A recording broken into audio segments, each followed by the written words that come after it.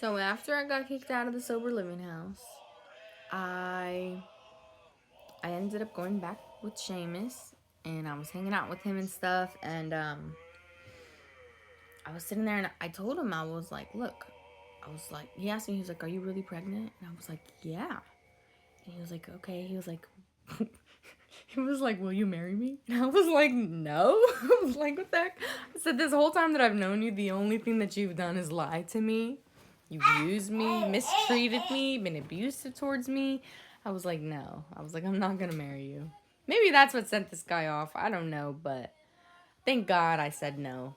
But he just started getting like really abusive towards me.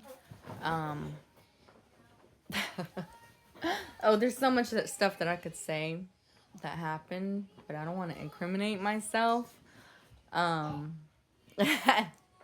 but, anyways, long story short, I had to get away from him. And the day that I chose to get away from him, um, it was a very bad day. He had been fighting with me super bad.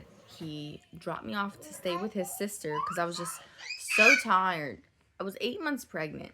He was making me ride with him at, oh my gosh, miles and miles a day on a bike. And even if we didn't have a bike, we would be walking miles and miles and miles. Oh my gosh, it was just so exhausting. I physically couldn't do it anymore.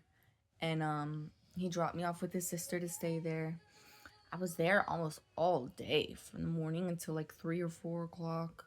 And no, it was probably later than that. But anyways, eventually he contacted his sister and told her to drop me off in Rio Grande. So she did. And before I even got out of the car, I saw his face and I was like, oh my gosh, I wonder what he's gonna fight with me about now.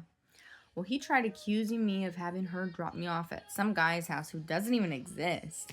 And it was just crazy. He was calling me a smut, all kinds of stuff. And eventually I told him, I was like, I don't even want to be with you anymore. And he started screaming and trying to cause a scene. He told me word for word he would rather me be in jail than leave him.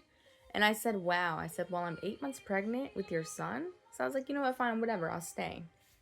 Well, I had the recovery center in Rio Grande that were going to be helping me get a phone. And I told him, I was like, I need to at least check to go see what's going on with this phone because I need to figure out something for this baby.